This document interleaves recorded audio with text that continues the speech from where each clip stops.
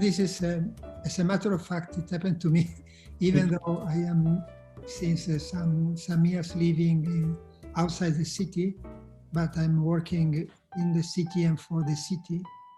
And in particular, I'm working on how we can, in some way, regenerate the social fabric of the cities, and how we can, in some way, oppose this situation of loneliness that is so spread in the city, and how we can reduce the environmental footprint of the city. So a range of motivation that goes from the social one and arrive to the environmental one. And I have to say that for what regards myself, but not only me, but me and the community group of people that are more or less doing the same journey that I've done in my life. So we started to say something about the value of what technically is called the distributed systems.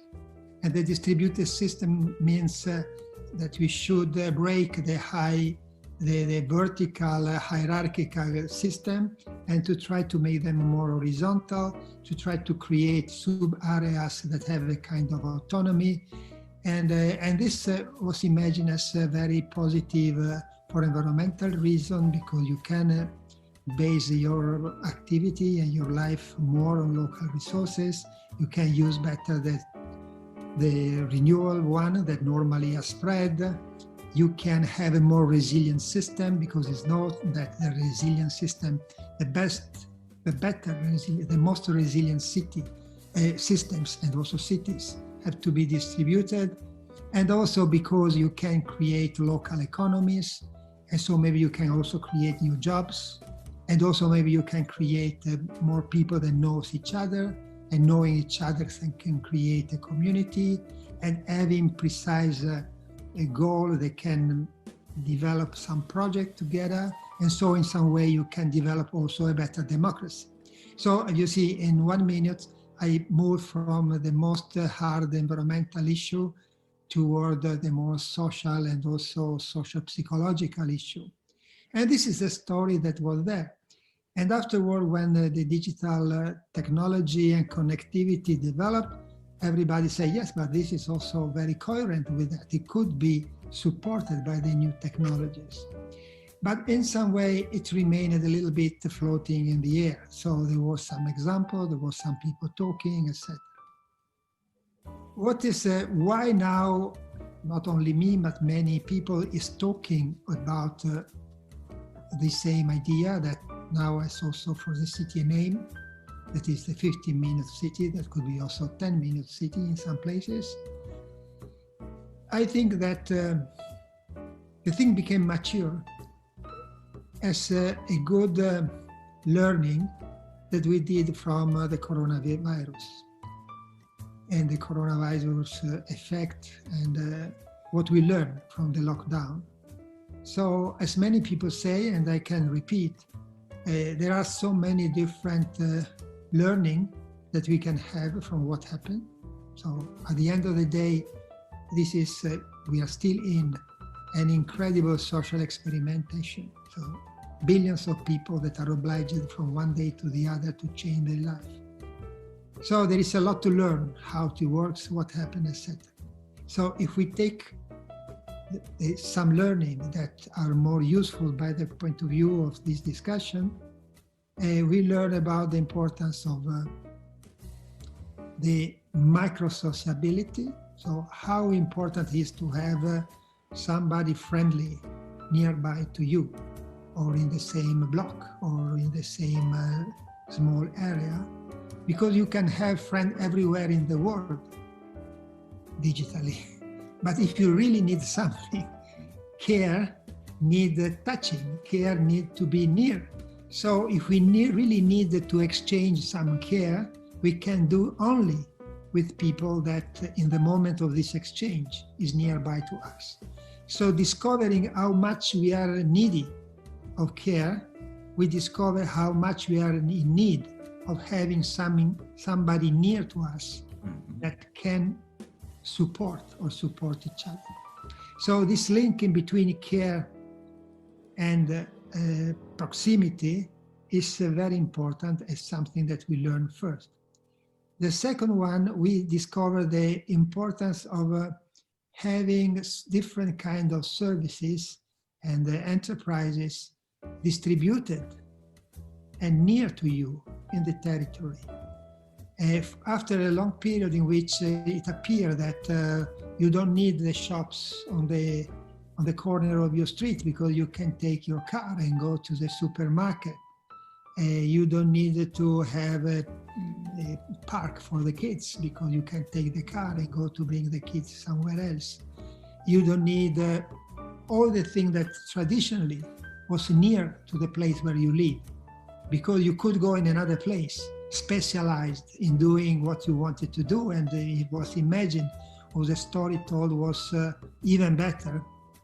Okay, when you see that you cannot go in the faraway places, you discover how important it is to have the most that is possible near to your home.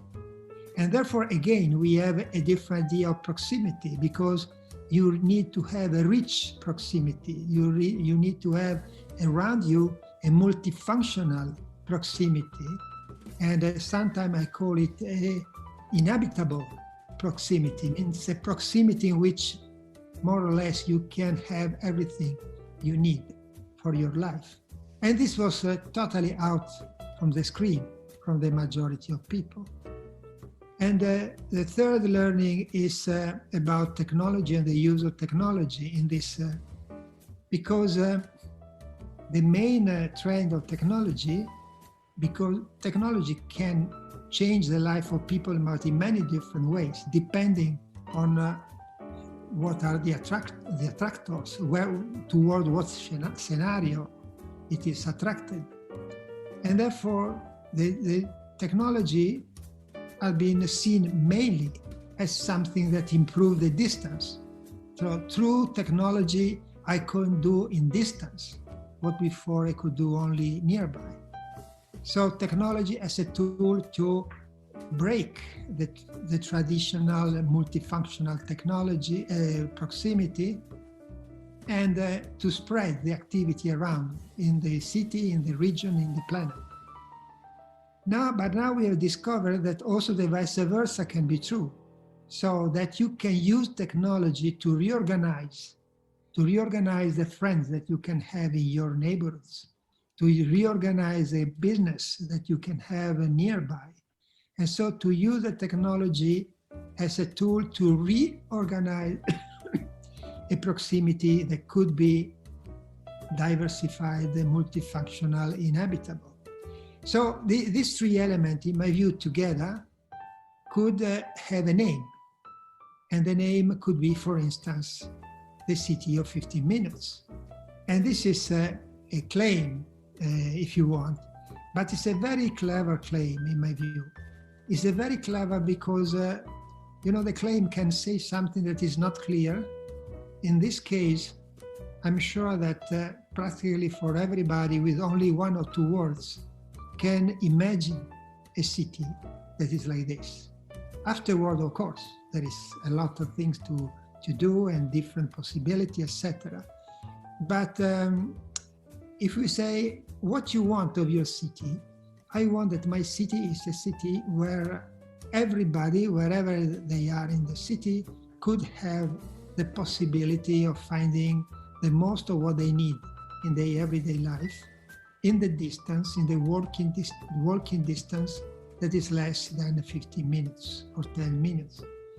And this is why I personally am very grateful that somebody has been capable to find this term and to use it in a sufficiently strong way that in the last few months it moved from being one of the many ideas that circulated in between the most expert toward the topic that is discussed more diffusely in the newspaper.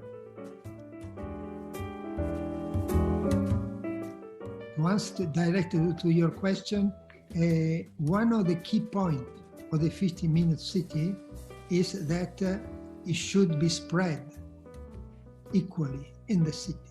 So inside this idea, there is also an idea of equality, because it's not, again, to change some center, to change some small places that afterward are gentrified, and afterward you have the city of the disequality. This idea of the 50-minute city is an idea of equality in the city, a kind of right of having an infrastructural space wherever you are in the city. Of course, this is not so easy to be done, and it's not so easy to be done quickly, but the same idea that some city take this slogan, in my view, is a very strong message. You refer to Paris, Barcelona, Copenhagen, and Milano, because it happened to me to organize an event, and probably the one that you are also referring to. And given that I know better this city, I get in touch with the people that are involved in promoting these ideas in the city, and we did it with the city. But it has to be said that many of the traditional European city, maybe also the Japanese one, but I cannot say, the European city are not so far traditionally from 50-minute city. And therefore you could say, and so why you need to tell the story? We need to tell the story because this was in the tradition. So the shape of the city traditionally was like this. But in the last decades, this quality is very fastly broken. And the trend is in the opposite. So the modern, what has been the modern planning has been projected also on the traditional European city, pushing toward what technically is called the zoning. That means in the name of a certain idea of effectiveness, you separate the functions. So there is the place where the rich are living, and the place where the poor are living are sleeping, and you have the place where the people work, and the place where you go on the Saturday night to have your parties, and the place for the business center. And the city is divided in proximities that are monofunctional. Each one of them do mainly one function. And therefore also the European city that traditionally was like this have been moving in a direction that was destroying this structure.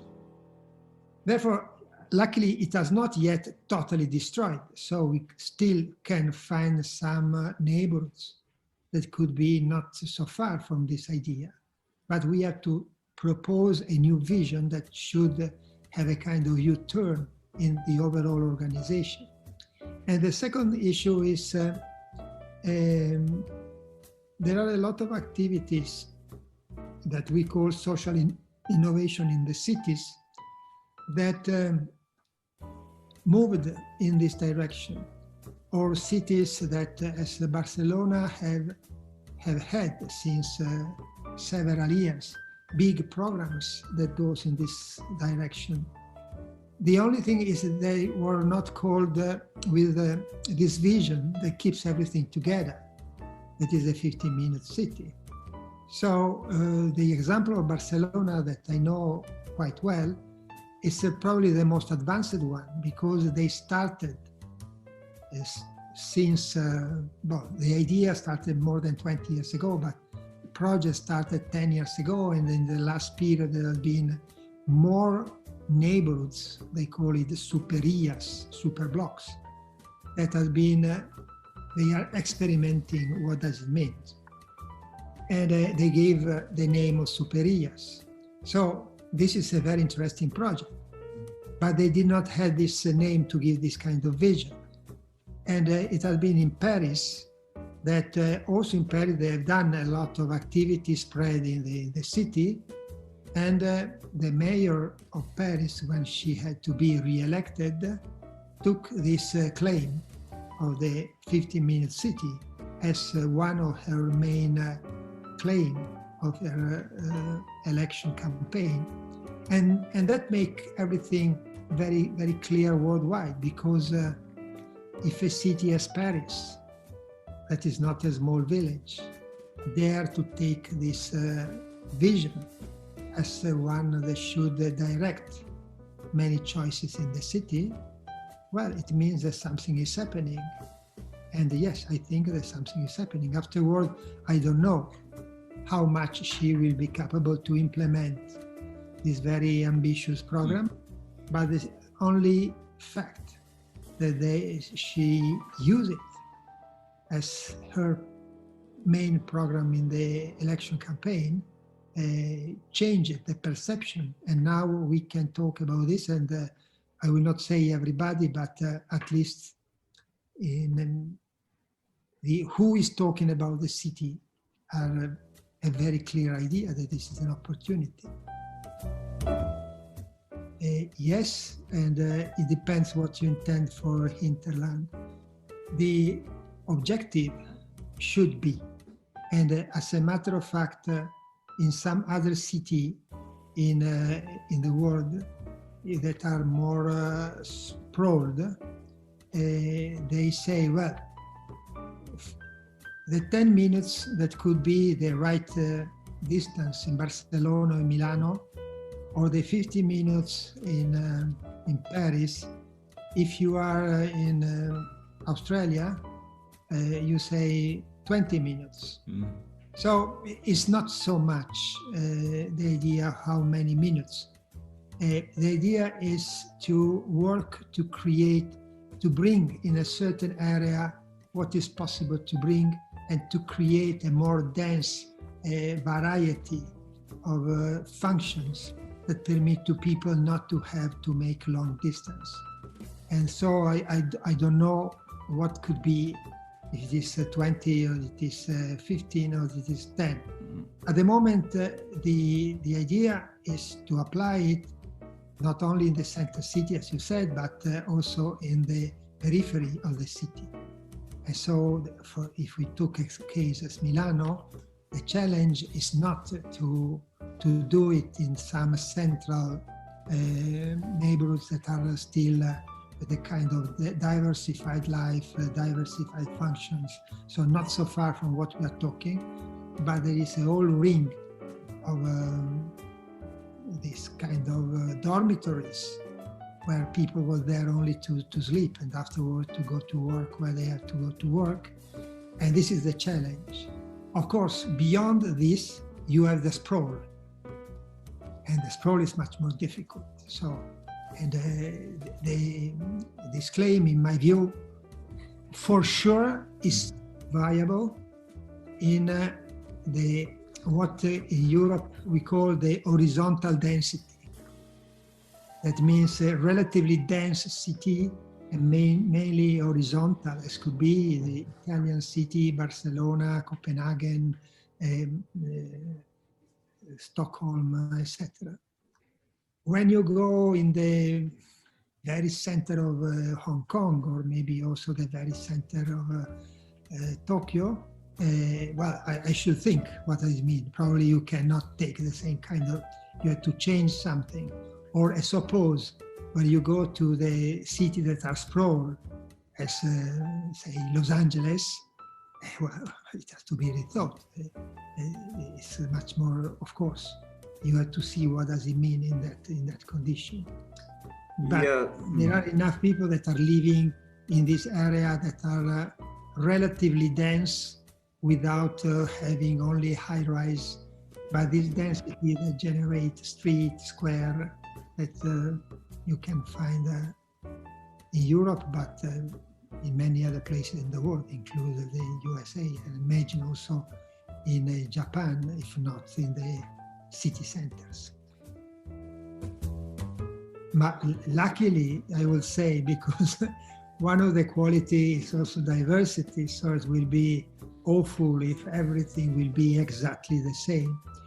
And what you are saying now is one of the objections, that sometimes this idea of the 15-minute city, or the city of proximity, as I prefer to say, work. Because people imagine a kind of a compulsory condition in which everything has to be in your neighborhood and nothing else can escape. It's not like this. And the definition that we give is the proximity is the condition in which you mix the small network with the large one. So what is it, if now we are turning a little bit toward the short networks, so what is nearby, is because nobody had thought about this. And so it has been more or less abandoned. And therefore everything was, so you are in the city, and the city has to be international, culturally international, international for work, international for tourism, etc. Yes, maybe with some limits, but it should remain like this. But it should also put together the possibility of people to find a place where they live, where they can have the normal that they need for living nearby. And here comes one question that is very interesting and discussable, of course. So if we think about the fact that the city are also the place of creativity, of the new ideas, the question is, there is more creativity if you have a city of the flow, in which you sleep in a place, you go to work in another, you go to have enjoyment in a third, you bring your kids to school in another place, as is the model toward the city have gone. Or you can have more possibility to enjoy your capabilities of being creative if you live in a place where there is a good social fabric that offer you what you need in your daily life nearby, and at the same time is also linked to the large and long networks from everywhere. Is what the term that I use is the cosmopolitan localism. That means to combine the fact that you can have a good life in your everyday life, and imagine, to save time, imagine how much time is lost in moving away, in commuting, and how much frustrating is not to live in any place, because if you sleep in one place and you work in another one, in reality you are not of both, so you are not of one place. And somebody noted that yes, there is a recent book of Domenico Di Masi that says, talking about something similar, talking about the smart working and online working, he observed that Florence, when they generate the beginning of the Renaissance, was a city of 10 minutes.